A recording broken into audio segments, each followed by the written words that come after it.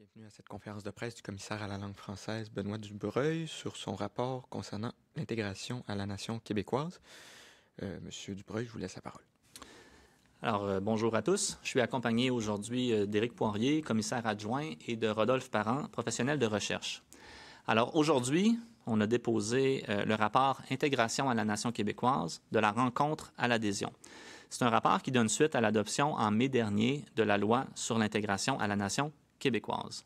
Cette loi établit pour la première fois les paramètres d'un modèle québécois d'intégration et oblige le ministre de la langue française à déposer au gouvernement, dans les 18 mois, une politique nationale sur l'intégration à la nation québécoise et à la culture commune. Le rapport d'aujourd'hui présente les éléments qui, selon nous, devraient figurer dans cette politique dans le but de renforcer durablement la langue et la culture commune. Le rapport s'appuie sur deux études complémentaires que nous avons publiées lundi et qui portent respectivement sur les représentations linguistiques et identitaires des jeunes issus de l'immigration, ainsi que sur la mixité dans les milieux de vie, le travail et d'études. Alors, la première partie du rapport présente l'enjeu auquel la politique doit répondre. Donc, cet enjeu, il est simple, c'est que l'analyse des données linguistiques indique que l'usage du français demeure beaucoup plus faible parmi les personnes issues de l'immigration, y compris parmi les personnes de deuxième génération qui ont grandi au Québec et qui maîtrisent très bien le français. Cette situation, elle s'explique selon nous par des mécanismes qui sont à l'œuvre dans les milieux scolaires, professionnels et associatifs. Les études montrent, par exemple, que dans les écoles secondaires, les jeunes ont tendance à se regrouper selon qu'ils sont issus ou non de l'immigration. C'est une situation qui favorise l'apparition de préjugés et de stéréotypes de part et d'autre et qui alimente la construction d'une frontière symbolique entre les immigrants et les Québécois. C'est un enjeu qui n'est pas propre au Québec. Au contraire, on l'observe dans les autres sociétés qui ont reçu une immigration importante. Cependant, en raison de la concurrence de l'anglais, il est associé ici à un usage plus faible de la langue commune dans les sphères sociales, professionnelles et culturelles. Par ailleurs, notre analyse de la concentration de l'immigration sur le plan résidentiel, professionnel et scolaire nous suggère que les tendances observées pourraient s'amplifier au cours des prochaines décennies. En effet, dans plusieurs milieux de vie, de travail ou d'études, une part non négligeable de la population immigrante est peu exposée, peu en contact avec les francophones qui ne sont pas issus de l'immigration. Dans les écoles, la proportion d'élèves issus de l'immigration a atteint dans les régions de Montréal et de Laval une proportion qui complique l'organisation de rencontres avec des élèves qui ne sont pas issus de l'immigration. Dans le 450, tout comme dans les régions de Gatineau ou de Québec, on observe aujourd'hui une diversité supérieure à celle que l'on observait à Montréal il y a 20 ans, sans pourtant qu'on ait adopté de stratégies pour s'assurer de l'adhésion à la langue et à la culture commune. Pour surmonter ces défis, le gouvernement du Québec compte sur des programmes qui, au fil du temps, ont financé plusieurs projets et initiatives porteurs. Cependant, ces programmes n'ont pas suffi à transformer les relations sociales à l'échelle qui aurait été nécessaire. Donc, selon le cas, les initiatives ont une portée trop limitée, mobilisent insuffisamment les acteurs locaux ou peinent à s'institutionnaliser. Dans la seconde partie du rapport, nous soutenons que la politique sur l'intégration doit mettre de l'avant 3 objectifs. Faire de l'intégration une priorité pour tous les acteurs, accroître la mixité dans les milieux de vie, mieux encadrer les contacts interculturels. Nous proposons ensuite 5 orientations dans le but de mobiliser l'ensemble de la société québécoise en faveur de l'intégration. La clé de voûte de la politique serait la création d'un parcours d'intégration ancré localement et centré sur la participation sociale en français. Pour en assurer le succès, le ministère de l'Immigration, de la Francisation et de l'Intégration devrait non seulement mieux répartir les résidents non permanents sur le territoire, mais aussi confier aux gouvernements locaux la responsabilité de lui recommander les candidats à admettre à l'immigration économique. Il faut reconnaître et consolider le rôle des MRC et des villes MRC en matière d'intégration. Il faut leur donner les leviers dont elles ont besoin pour mobiliser l'ensemble des acteurs. Les 4 orientations suivantes visent à mobiliser les principaux milieux qui participent d'une manière ou d'une autre à la socialisation des immigrants et des non-immigrants. Les municipalités, les écoles, les collèges et les universités, puis les employeurs. Dans chaque cas, le gouvernement doit s'assurer d'une prise en charge institutionnelle de l'enjeu de l'intégration, que ce soit dans la planification stratégique ou dans les politiques et directives institutionnelles. Dans les écoles, les collèges et les universités, dans les entreprises, dans les activités de sport, de culture et de loisirs, il faut accroître les espaces de contact entre les immigrants et les non-immigrants. Il faut le faire en généralisant les jumelages linguistiques, les jumelages interculturels et les maillages entre les organisations qui comptent peu d'immigrants et celles qui en comptent beaucoup. Il faut aussi réunir les conditions gagnantes pour que les contacts soient positifs, c'est-à-dire qu'il faut que les Québécois de différentes origines apprennent à se connaître dans des contextes qui sont marqués par l'égalité, par la réciprocité et la collaboration. Surtout, il faut cesser d'appuyer ou de s'appuyer sur des projets à portée limitée. L'heure n'est plus aux petits projets pilotes, au financement incertain. Nous savons ce qui fonctionne. Le défi est de le mettre à l'échelle en transformant les façons de faire dans les principales institutions de la société québécoise. Alors, la politique d'intégration doit accélérer la création de liens sociaux significatifs en français entre Québécois de différentes origines, et c'est seulement de cette manière que nous parviendrons à faire du français une langue d'adhésion à la culture commune. Je vous remercie.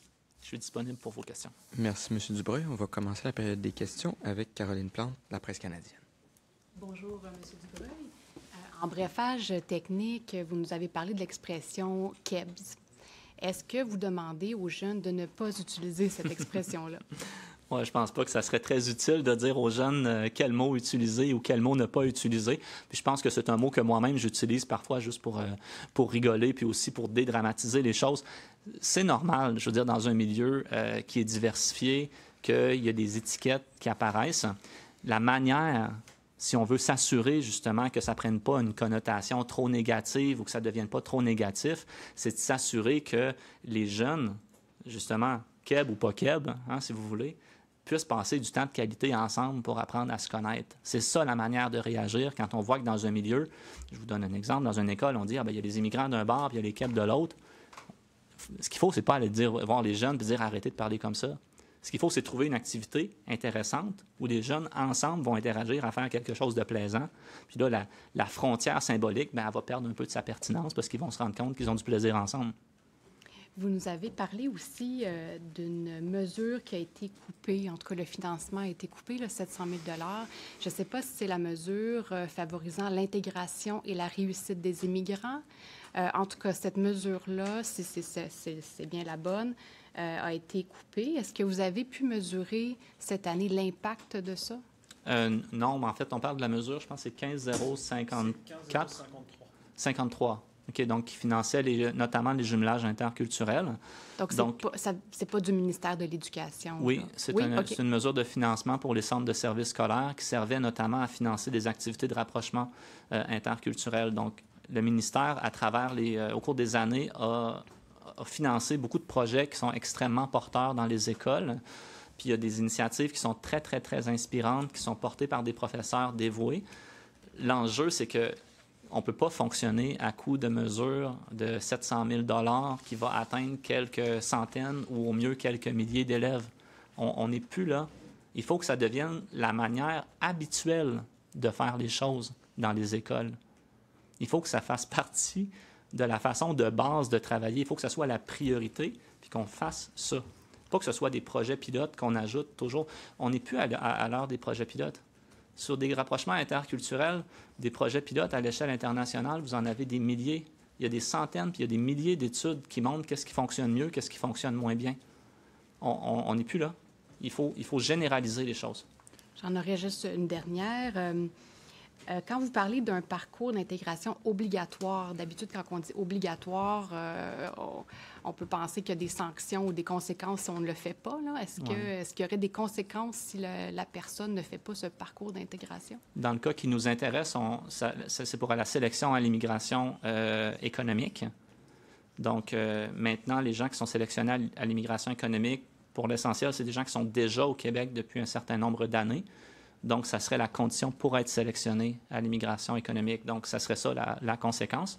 Et c'est vrai, certains vont dire, mais ça rajoute une exigence sur le dos du nouvel arrivant. Mais j'attire votre attention sur une chose, c'est que si ça devient une exigence pour le nouvel arrivant, ça va modifier les comportements des employeurs et ça va modifier les comportements des établissements d'enseignement. En ce moment, ceux qui font venir au Québec les futurs candidats à l'immigration économique, ce sont les employeurs et ce sont les établissements d'enseignement principalement. L'idée, c'est que ces gens-là, quand ils vont chercher un candidat à l'étranger, ils décident de l'accueillir dans leur entreprise ou dans leur établissement d'enseignement, ils lui disent, bien, tu peux venir chez nous, puis on va bien te préparer pour la résidence permanente. On va bien te préparer parce qu'on va te trouver des activités sociales qui vont te permettre de dire que tu as fait ton parcours. On va bien te préparer parce qu'on a un programme, par exemple, coop avec des entreprises de la région qui vont te permettre de dire de décrocher un bon emploi dans la région. Donc ensuite, quand on va se tourner vers la municipalité pour demander de recommander ton dossier, la municipalité va être d'accord parce que tu vas être implanté localement. Donc l'idée, c'est de donner un levier aussi aux municipalités à l'endroit des employeurs et des établissements d'enseignement. Avant qu'on passe à la prochaine question, je voulais juste une précision parce que ma collègue parlait de la mesure de soutien à l'intégration et à la réussite des élèves immigrants. Là, je vois que dans un document du ministère de l'Éducation, on parle de la mesure 15053. Donc, je comprends que vous parliez de la même chose. Donc, c'est la même. Elle est encore dans certains documents, effectivement. Okay. Il nous a été confirmé par le ministère qu'elle a été supprimée en toute fin d'année dernière. C'est ça. Je pense qu'il y avait des $700 000 articles qui avaient été... OK. Ouais. Pour la suite, on va, à moins que Caroline ait d'autres questions là-dessus, on va passer à Sébastien Desrosiers, Radio-Canada. Accroître la mixité dans les écoles, par exemple, je pense que la plupart des gens en sont, là, mais comment? On dirait que concrètement, je n'arrive pas à comprendre comment ça se réaliserait, ce que vous proposez. Il y a 3 types d'écoles au Québec. Il y a des écoles où presque tous les élèves sont issus de l'immigration. C'est Montréal, c'est Laval. Il y a des écoles où presque tous les élèves ne sont pas issus de l'immigration. C'est des régions en dehors des grands centres. Puis il y a des élèves où il y a beaucoup de mixité. C'est Québec, c'est Gatineau, c'est la couronne de Montréal. Selon l'endroit où vous vous trouvez, ce n'est pas la même stratégie. Si vous êtes dans un endroit qui a beaucoup de mixité déjà, vous pouvez le faire à travers le parascolaire. Vous pouvez réviser votre offre de programmes particuliers. Okay? Puis vous devez faire une analyse, en fait, de ce qui se passe dans votre milieu. À Québec, par exemple, on a des processus de segmentation. Même chose à Gatineau, où, par exemple, les élèves issus de l'immigration vont aller plus dans certains programmes. Ceux qui ne le sont pas vont aller plus dans d'autres programmes. Donc, comment on agit dans un cas comme celui-là? Est-ce qu'on peut modifier notre façon de penser l'offre de projet particulier pour avoir des programmes qui vont être plus mixtes? Si on n'est pas capable, est-ce qu'on est capable de mobiliser le parascolaire? Est-ce qu'on est capable de mobiliser les cours d'éducation physique, par exemple? Donc, il y a comme une réflexion à faire. Le défi, là, je vais vous revenir, vous allez me dire, mais qu'est-ce qu'on fait à Montréal? Ou qu'est-ce qu'on fait quand on est dans le Bas-Saint-Laurent? Bien là, évidemment, c'est sûr que ça limite les possibilités d'action quand on est dans ces deux cas-là. Alors moi, ce qu'on fait, c'est on revient avec une proposition qu'on avait déjà faite, de dire il faut avoir des jumelages entre écoles, de milieux différents pour mettre en relation justement les jeunes, notamment de Montréal, qui viennent de quartiers qui sont très, très, très diversifiés, avec des jeunes d'écoles où la diversité est beaucoup moins grande. Et là, on commence par des correspondances scolaires. Il y a des projets qui existent. Okay? Des correspondances scolaires, ça ne coûte pas très cher, là. Okay? C'est de mettre en relation des profs pour qu'ils fassent des activités conjointes, que les élèves soient en lien avec d'autres élèves qui vont être différents d'eux à faire un projet. Puis ensuite, bien, l'idée, idéalement, moi, ce que je voudrais, c'est que ça débouche aussi sur des voyages scolaires, qui seraient centrés justement sur l'idée de construire de la cohésion sociale, de renforcer les compétences interculturelles. Est-ce que ça veut dire de faire moins de voyages à Boston? Est-ce que ça veut dire de faire moins de voyages à New York? Je pense que la question peut se poser. Parce que, encore une fois, j'essaie de bien comprendre, pour une école de Montréal, disons Rivière-des-Prairies, où je ne sais pas, vous connaissez les chiffres mieux que moi, mais il y en a où 80 je ne sais pas, des jeunes sont issus de l'immigration. Alors, vous ne proposez pas d'agir sur la composition des classes, selon ce que je comprends? Bien, c'est sûr qu'à Rivière-des-Prairies, c'est difficile, c'est ça, parce qu'il n'y a pas nécessairement... c'est ça, on n'est plus là. Mais c'est différent, par exemple, à Longueuil, à Marie-Victorin. Là, à ce moment-là, effectivement, la CSS Marie-Victorin, par exemple, pourrait modifier sa carte scolaire pour avoir une meilleure répartition. Elle peut réfléchir aussi à son offre de programmes, de projets en fait particuliers, si elle constate qu'il y a une segmentation ethnoculturelle, en fait, entre des programmes sélectifs et des programmes non sélectifs. Parce que, vous comprenez, les jeunes, par exemple, qui vont lire, on imagine, ou en tout cas, on l'espère, nos articles, vont se dire, pourquoi le gouvernement, à qui vous demandez d'agir, me dirait avec qui je peux être ami et avec qui je ne peux pas être ami? C'est une bonne question. Évidemment, il ne s'agit pas là, forcer les amitiés, ça se peut pas. Mais vous remarquerez que dans les écoles, souvent, si vous regardez la liste là, des amis de vos enfants, là, souvent, c'est des gens avec qui ils ont été, avec qui ils ont partagé des classes. Hein, donc, c'est dans les classes que les amitiés se forgent ou dans les activités parascolaires. Donc, c'est sûr que si on a une segmentation à la base ou des tendances, on appelle ça des tendances à l'homophilie là, dans la recherche en sociologie, les gens vont avoir tendance à former des réseaux qui, à long terme, vont pas nous donner ce qu'on veut, ni comme parents, ni comme société. J'ajouterais quelques questions là-dessus, si vous me permettez, M. Dubreuil, François Carabin, Le Devoir. Vous dites quand même, là, puis vous venez de le mentionner, dans votre rapport, que certains centres de services scolaires auraient avantage à revoir les cartes scolaires et également la composition, les règles de composition des classes. Est-ce que c'est possible de nous expliquer comment, par exemple, dans une classe, je ne sais pas comment on reverrait la composition ou les règles de composition? Là. Je pense pas que c'est probablement pas le plus grand enjeu, là, parce que je pense que les règles de composition des classes, souvent, s'il n'y a pas de diversité ou s'il y a beaucoup de diversité dans une école, ça va généralement se refléter dans les classes. Je pense que c'est comme d'être un peu attentif à ça pour ne pas se retrouver avec des classes qui sont trop déséquilibrées. Je pense qu'en général, par contre, selon notre compréhension, là, les enjeux, c'est peut-être plus par rapport à l'offre de programme, ce qu'on appelle l'école à 3 vitesses, où il va y avoir certains profils, en fait, qui vont attirer beaucoup de jeunes qui ne sont pas issus de l'immigration. Puis là, les jeunes qui sortent de francisation, par exemple, vont aller dans un autre profil. Puis là, il va y avoir des espèces de représentations là, où il y a les KEP du PEI, puis il y a les immigrants du régulier. Puis là, les gens ne se fréquentent pas, puis là, ils ne se font pas trop confiance. Puis là, ils développent des représentations qui, après ça, sont pas très saines, là, qui ne nous amènent pas où on veut en termes de cohésion sociale puis de sentiment d'appartenance.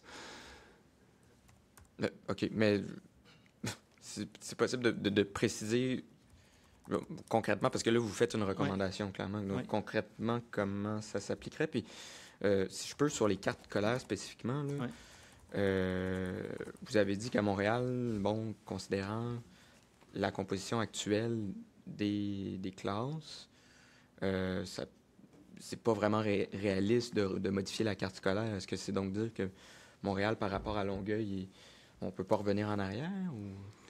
Non, on ne peut pas revenir en arrière. Ça, je veux dire, faut pas... En tout cas, on peut pas corriger la situation. Là, c'est ça, c'est-à-dire chaque région, chaque ville a sa démographie. Là, donc, il faut comme prendre ça un peu pour acquis puis voir comment on améliore les relations interculturelles à partir de ce que l'on a.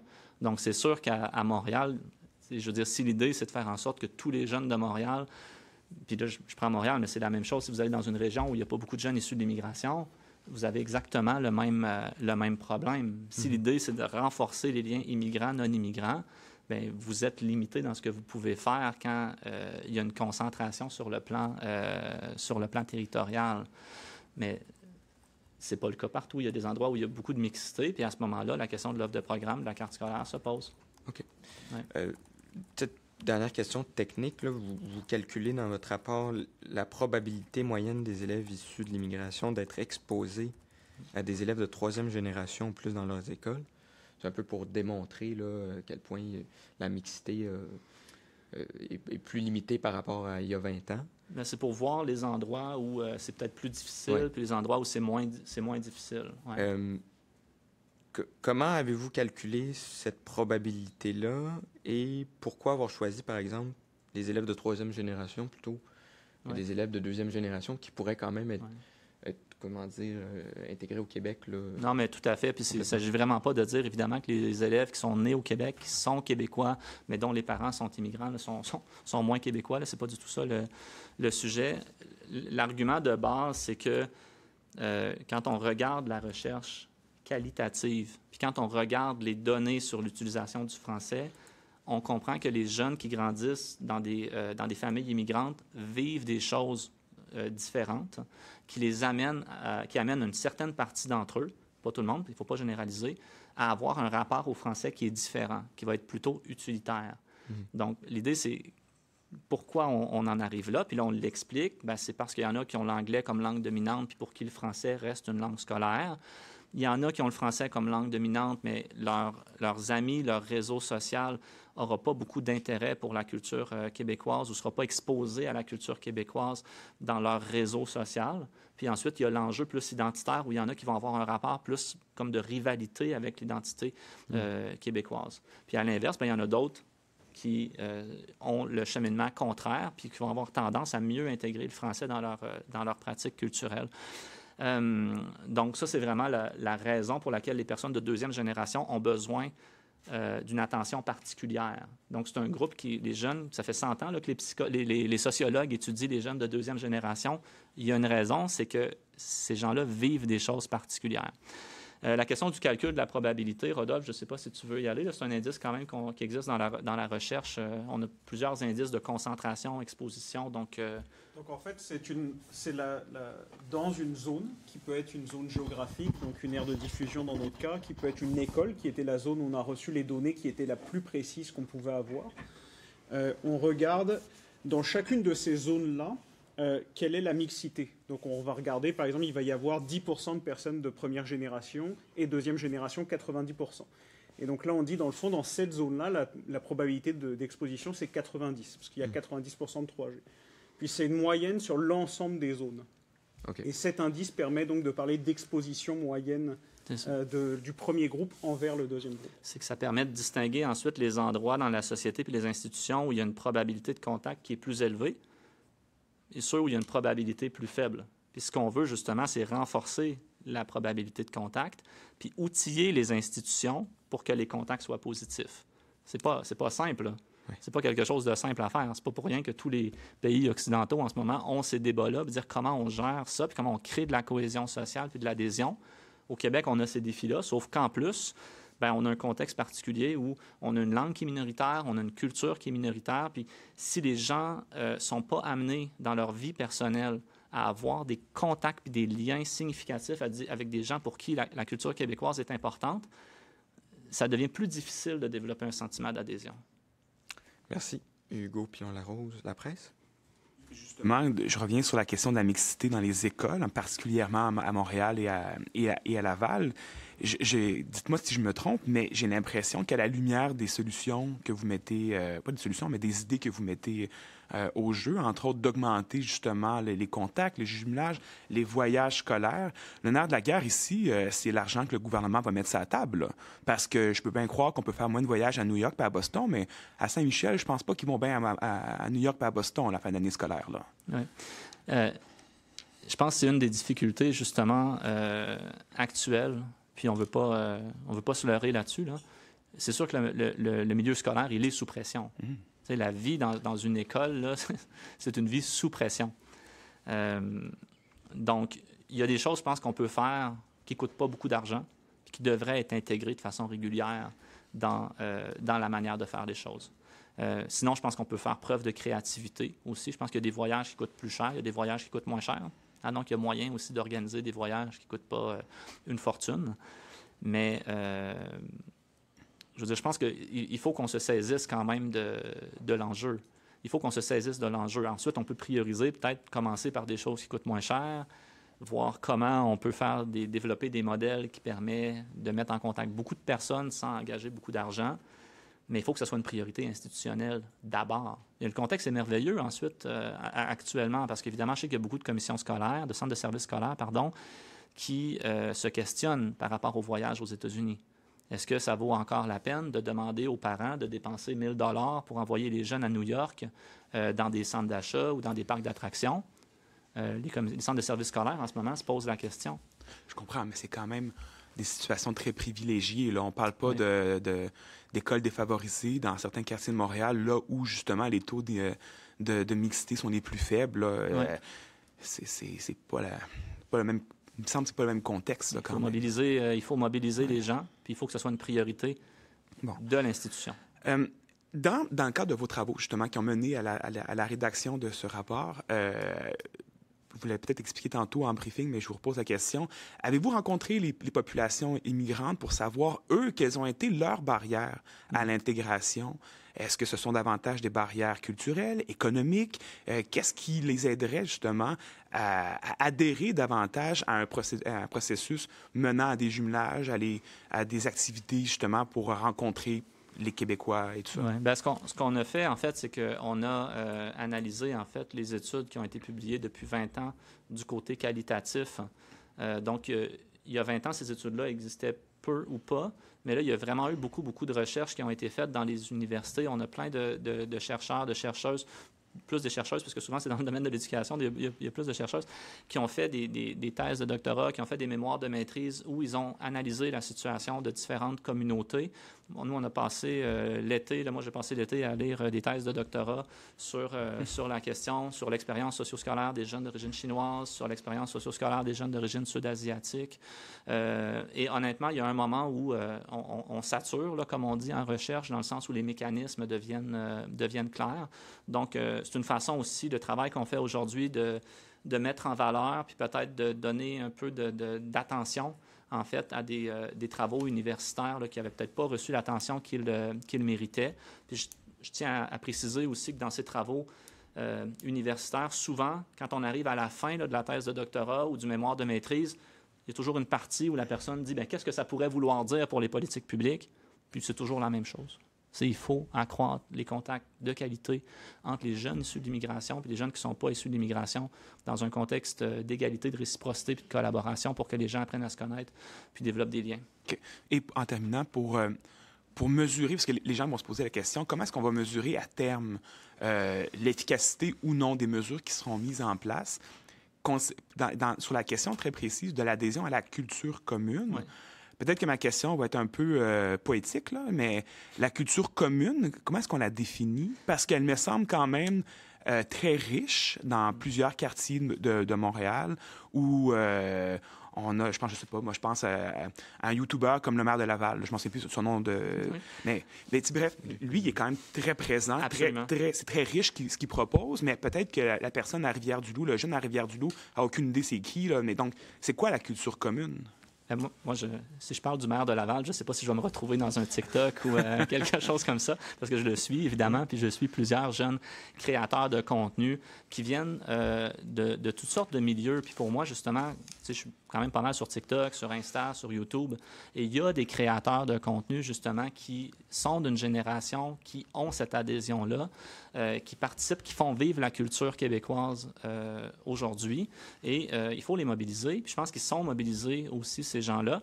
Ils ont un parcours qui est inspirant, où clairement, là, ça transpire l'adhésion. Ils font partie de la société, ils veulent faire partie de la société. La question, c'est comment on élargit. Comment on élargit pour embarquer toujours plus de monde. Là, je ne sais pas si je réponds à la question. J'ai comme oublié le début parce que j'étais comme trop... Donc, essentiellement, c'est de dire on va mesurer le succès à l'intégration à la lumière de comment la culture sera plus pareille demain qu'elle est aujourd'hui. Écoutez, la question du succès, ça, c'est un des enjeux qu'on a eu, c'est qu'on n'a pas nécessairement de bonnes enquêtes sur le plan quantitatif qui permettent de mesurer un certain nombre de variables qui sont importantes. Par exemple, les réseaux, la composition des réseaux sociaux. Les amis, là. Donc, on n'a pas beaucoup de variables sur le plan d'études sur le plan quantitatif là-dessus. La question de la langue qui est utilisée avec les amis, par exemple, ça, c'est super important aussi. Parce qu'on voit que si la personne utilise le français uniquement dans la classe, mais qu'avec les amis, ce n'est pas utilisé, on sait que la culture québécoise ne sera jamais très, très forte. OK? Donc, ça, c'est une autre variable qui serait intéressante. La troisième, c'est une variable sur la perception, peut-être de la représentation de l'identité.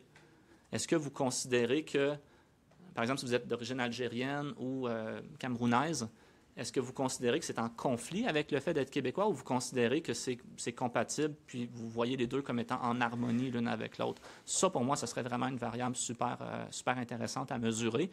Donc, je pense que ça, enfin, à ma connaissance, ça ne l'a pas été jusqu'à présent, mais on travaille, nous aussi, de notre côté avec l'OQLF pour leur planification des études sur le suivi de la situation linguistique. C'est sûr que nous, on aimerait voir inclure plus de ce type de variables-là sur les réseaux et sur les représentations identitaires.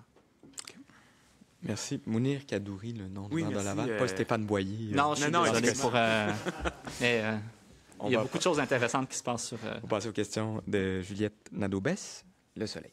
Oui, bonjour. J'aimerais juste préciser là, sur le chiffre dont on parlait tout à l'heure, la probabilité d'exposition.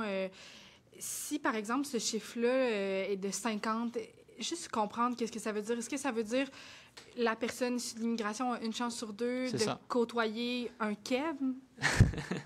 Bien, par exemple, dans votre milieu de travail, par exemple, si c'est 50 ça veut dire que si vous croisez quelqu'un au hasard dans votre milieu de travail, il y a une chance sur deux qu'effectivement, ce soit un francophone qui n'est pas issu de l'immigration.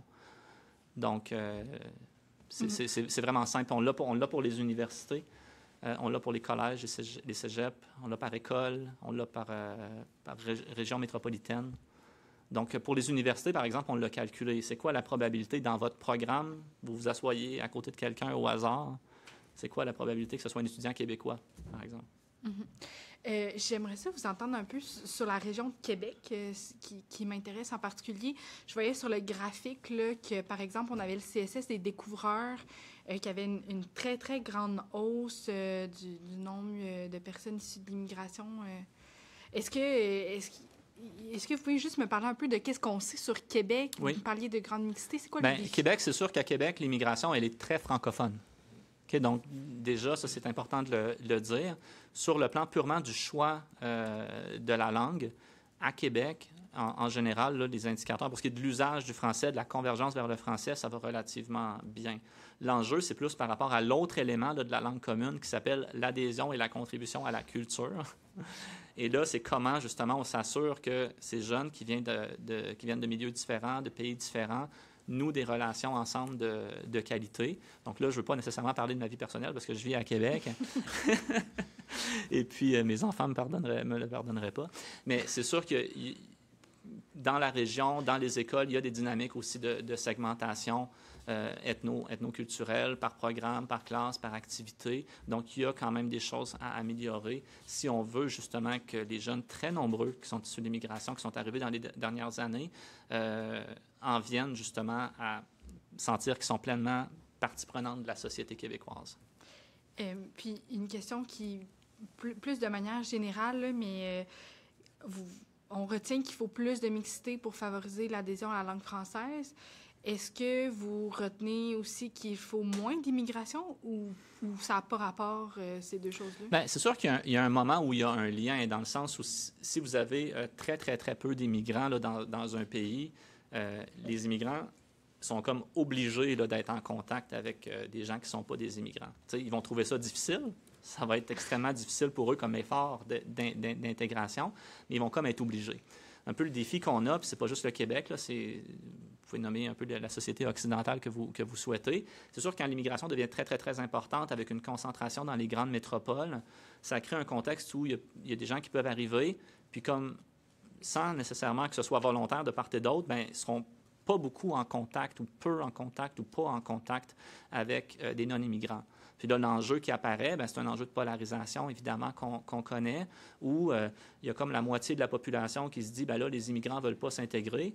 Puis là, l'autre moitié de la population qui dit, bien là, on ne veut pas intégrer les immigrants. Puis là, il y a comme une polarisation symbolique autour de ça. Donc, nous, ce qu'on propose, c'est une manière concrète un peu de dépenser aussi ce débat-là pour dire, bien, comment on fait, là? Comment on fait concrètement là, pour construire du lien social en mobilisant les institutions? Mais est-ce que vous craignez que ce soit repris, votre rapport, pour faire peur sur l'immigration? Bien, nous, on espère que ça va être repris pour amener des idées constructives. Donc, je pense qu'après ça, c'est sûr que la couverture médiatique, elle importe. Donc, il y a un rôle aussi pour vous d'amener les choses, évidemment, de manière constructive, en témoignant bien de la nuance de mon propos. Mais sinon, je n'ai pas de crainte particulière.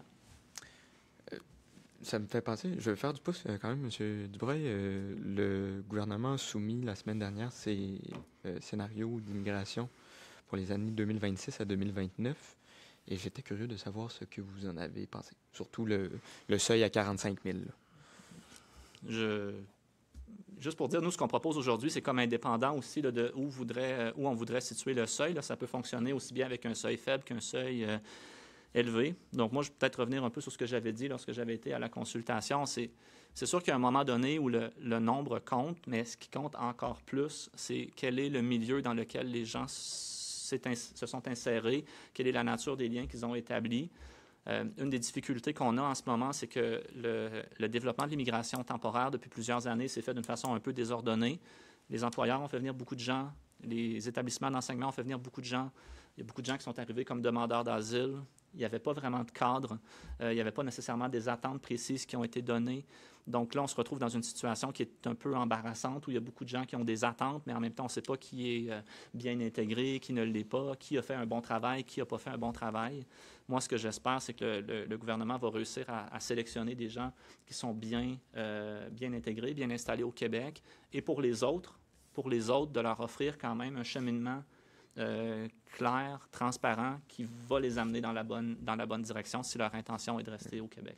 Donc, en favorisant davantage les profils de personnes immigrantes qui ont travaillé ou qui sont déjà sur le territoire québécois, qui travaillent en région, là, c'est l'objectif de M. Robert. J'imagine qu'on vient répondre, du moins en partie, à vos interrogations. Là, en partie. Donc, c'est sûr qu'un immigrant qui est installé en région, qui parle bien français depuis quelques années, dans plusieurs milieux de travail, on sait qu'en général, c'est un contexte qui est favorable à l'intégration. Cela dit, il y a des choses qui se sont passées en région qui ne sont pas nécessairement idéales non plus, puis je l'ai mentionné précédemment. On sait qu'il y a des employeurs en région qui vont comme séparer leurs travailleurs selon leur origine. Les Latinos travaillent ensemble sur un quart de travail. Les Québécois travaillent ensemble sur un quart de travail. Les gens n'ont pas beaucoup d'occasions de passer du temps ensemble. Mais ça, ce n'est pas un contexte qui permet l'intégration. C'est pour ça qu'on propose aussi de mobiliser les associations d'employeurs, de mobiliser les syndicats, pour que ça n'arrive pas. Que quand quelqu'un arrive dans un milieu de travail, ce soit un milieu de travail qui va lui permettre de se faire des amis québécois. Et puis si ce n'est pas sur le milieu de travail, bien, au moins que ce soit en dehors du milieu de travail, en collaborant avec les municipalités. Puis c'est là qu'il faut donner un pouvoir aux municipalités aussi pour aller mobiliser tous les organismes, en fait. Il y en a quand même là, des associations de sport, de loisirs, de culture. Il faut les mobiliser. Merci. Sébastien doit aussi. C'est ça m'intrigue. Comment on fait en sorte que les gouvernements locaux, donc les municipalités ou les MRC, puissent recommander des candidats à l'immigration économique? Comment ça fonctionnerait? Bien, en fait, c'est sur la forme d'une lettre, essentiellement. Donc là, il y a une mécanique avec Arima qu'il faudrait définir. Je ne veux pas nécessairement rentrer dans le... Mais est-ce qu'on pourrait leur donner des points supplémentaires dans le PSTQ s'ils ont une lettre? Nous, ce qu'on pense qui serait pertinent, ce serait de permettre aux gouvernements locaux d'ajuster les critères de sélection, ce qui permettrait de faire une planification au niveau régional. Donc, par exemple, la municipalité pourrait dire, en consultation avec les employeurs, les syndicats, les établissements d'enseignement, bien, nous, dans Chaudière-Appalaches, on a des priorités de développement économique, de développement urbain, de développement social, et c'est ce type de profil-là qu'on veut encourager. Donc, on ajuste, on crée des ajustements à la grille de points pour refléter notre planification régionale. Okay. Et là, à partir du moment où on fait ça, l'établissement d'enseignement va comprendre le message, l'employeur va comprendre le message, puis tous les intérêts vont s'aligner. Je pense que ça fait le tour des questions en français. On va passer en anglais avec Dan Spector, Global. Hi. Bit of a basic question, but I'm just hoping to have you explain in English the problem. Like, how is it that these immigrants are failing to integrate right now, and why is it an issue? So the question is not that immigrants are failing to integrate. The question is that when we look at numbers regarding the use of French, what we see is that there's lower use of French, not only among immigrants, but also among children of immigrants. And this is true of basically all indicators. So it's not a question of the choice of indicator, it's true of all indicators. So the question is, why is it the case? Because we know that children of immigrants, like vast majority, almost all of them can speak French very well. Vast majority have been schooled in French. So how is it that when we look at cultural choices, for instance, we see that the use of French is significantly lower? So what we did is that we looked into the qualitative, the research, university research that has been conducted on these questions for the past 20 years.